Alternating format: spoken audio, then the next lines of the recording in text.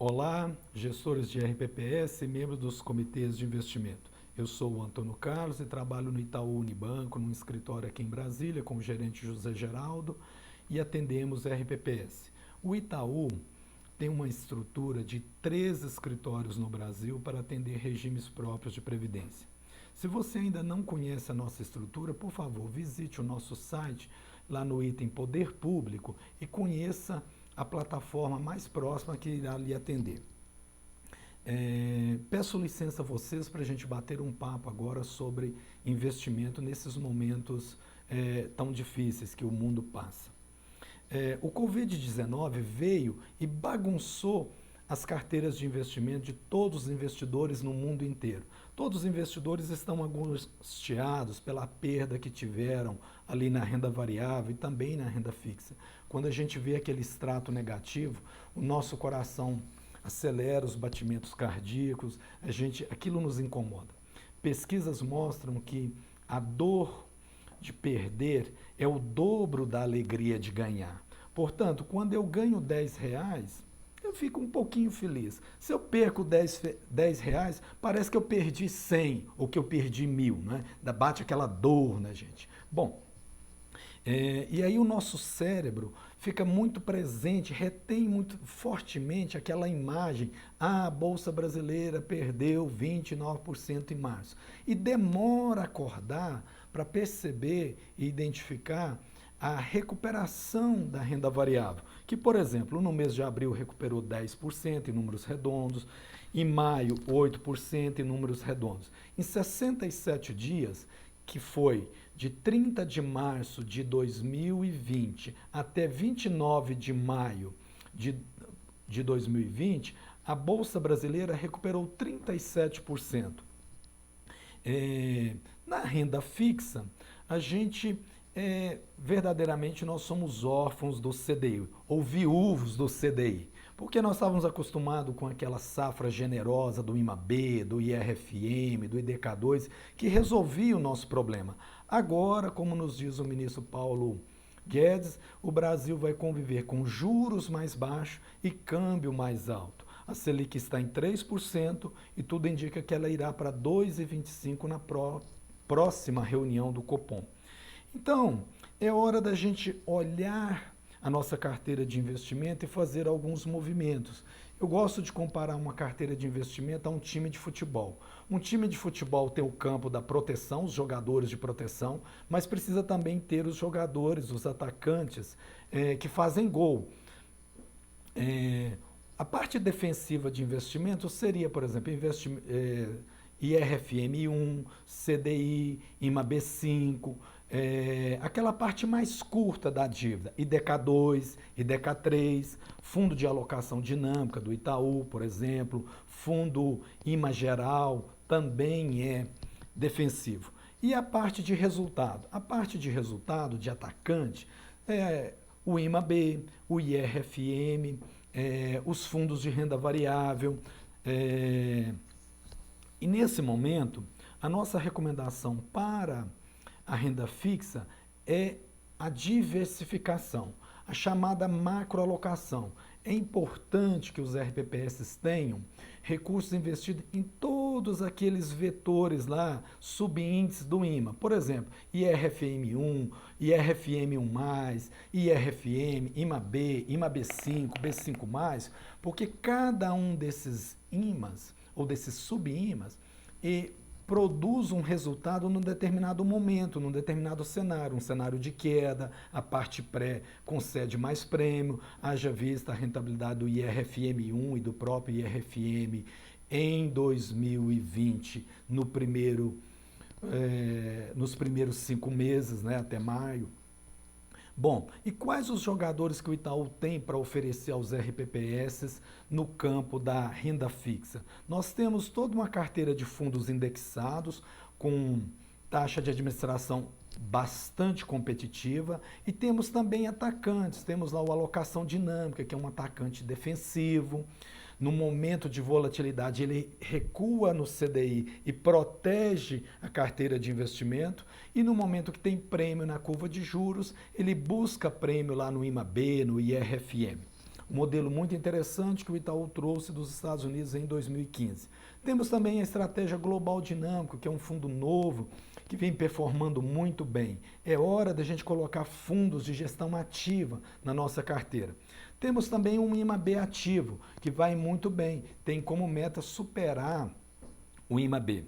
Na renda variável, é importante a gente perceber que a bolsa sempre funciona com dois ciclos. Um ciclo de alta, que é sucedido por um ciclo de baixa. Sempre um de alta, na sequência um de baixa. E nós estamos vivendo agora um ciclo de baixa, um ciclo de recuperação. Em 2008, a Bolsa Brasileira, o Ibovespa, caiu 41%.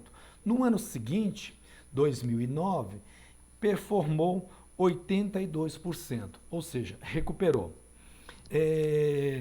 Em 2016, iniciou um ciclo de alta da Bolsa Brasileira, que, acumulado até dezembro de 2019, dá uma rentabilidade acumulada de 166% de valorização. Portanto, aqueles RPPS que já têm uma certa exposição, uma experiência em renda variável, já vêm colhendo os frutos.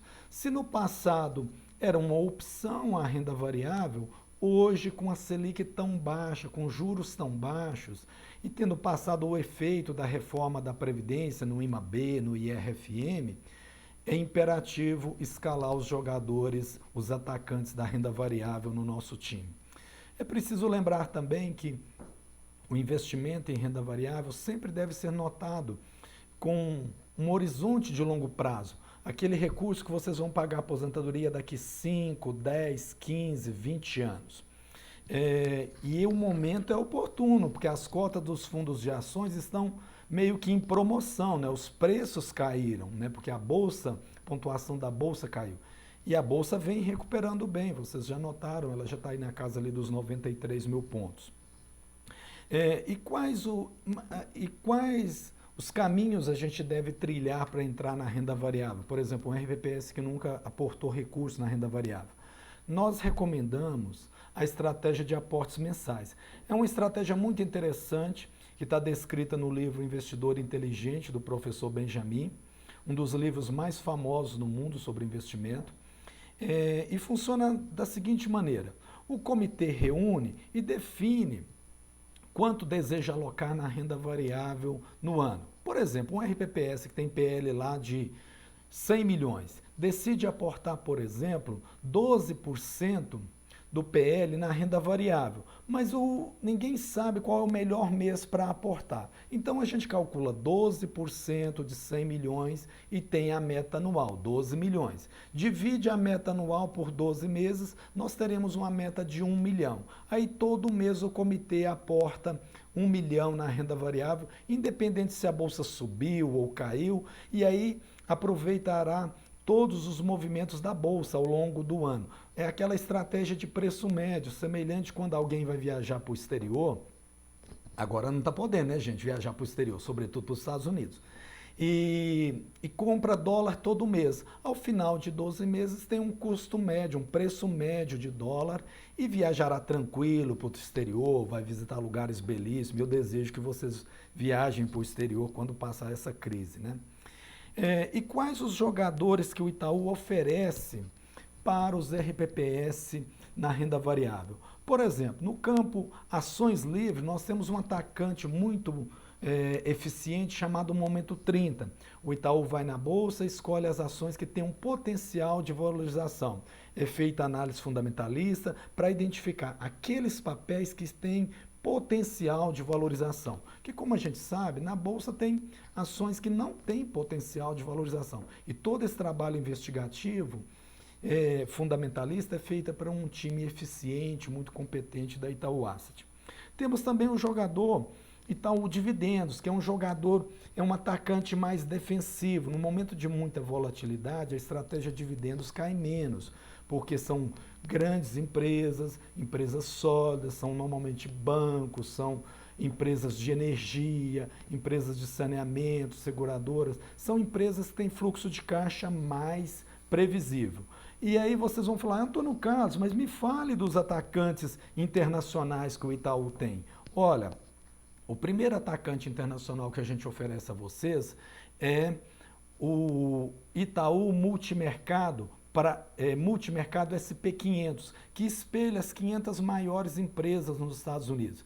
E aí vocês vão me perguntar, mas por que devemos escalar um atacante internacional no nosso time? Por duas razões.